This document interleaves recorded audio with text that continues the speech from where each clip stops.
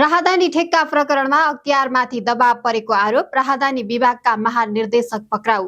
राहदानी छपाई ठेक्का प्रकरणको अनुसन्धान गरिरहेको अख्तियार दुरुपयोग अनुसन्धान आयोगमाथि प्रधानमन्त्री कार्यालयबाट दबाव परेको आरोप सार्वजनिक भएको छ।